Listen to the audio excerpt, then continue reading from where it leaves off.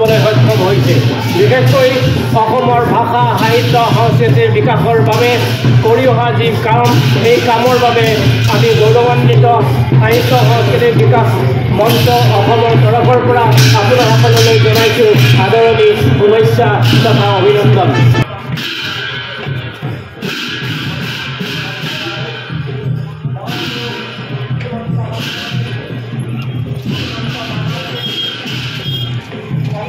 সাহিত্য সংস্কৃতি সাধনা মঞ্চ অসমৰ কেন্দ্ৰীয় সমিতিৰ তৃতীয় বাৰ্ষিক অধিৱেশন আমাৰ তেজপুৰ চহৰৰ মাজমজিয়াত আমি আজি দ্বিতীয় দিনৰ প্ৰথম কাৰ্যসূচী হিচাপে আমি সমদল উলিয়াইছোঁ।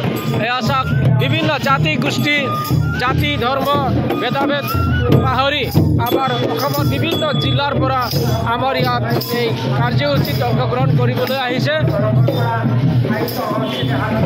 বিকাশ মঞ্চৰ তৰফৰ পৰা আপোনাসকললৈ আন্তৰিক শুভেচ্ছা জনাইছোঁ, আপোনালোকক আদৰণি জনাইছোঁ। অসমীয়া সাহিত্যৰ বৰ্ণিল এই যাত্ৰাত সাহিত্য সাংস্কৃতিক সাধনা মঞ্চই ইতিমধ্যে 3টা বৰ্ষ অতিক্ৰম কৰিছে। এই 3টা বৰ্ষৰ এই বৌদ্ধিক যাত্ৰাত আপোনাসকলৰ সহায় সহযোগিতাই আমাক আনন্দ দান কৰিছে। অসমীয়া ভাষা সাহিত্য সংস্কৃতিয়ে আমাক সকলোৰে নিষ্কম্প ইব প্ৰদীপ অৰ্থাৎ বতাহ নকপা আৰু নলগা চাকিৰ দৰে অসমত উজ্বলাই ৰাখিব, আমি তাকে আশা ৰাখিছোঁ। গুৰুজনাই মহাপুৰুষ হাজৰিকাদেৱৰ স্মৃতি বিজড়িত এয়া ঐতিহ্যময় তেজপুৰ। এই ঐতিহ্যময় তেজপুৰত আজি অসমৰ সমগ্ৰ ৰাইজক, উত্তৰ পূৰ্বাঞ্চলৰ সমস্ত প্ৰতিনিধিক আদৰিবলৈ পাই আমি আদৰণি সমিতিৰ তৰফৰ পৰা আপোনাসকললৈ জনাইছোঁ সশ্ৰদ্ধ আদৰণি আৰু শুভকামনা।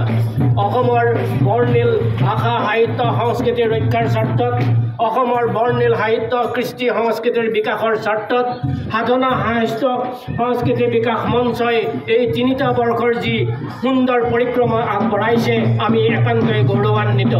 আমি আশা ৰাখিছোঁ অসমৰ সাহিত্য সংস্কৃতিৰ বিকাশৰ স্বাৰ্থত, সাহিত্য সংস্কৃতিৰ বিকাশৰ স্বাৰ্থত এই সাধনা মঞ্চই আগবঢ়োৱা যি সুবিস্তৃতপূৰ্ণ পৰিক্ৰমা, এই পৰিক্ৰমাত সমগ্ৰ অসমবাসীয়ে সহযোগিতা কৰক।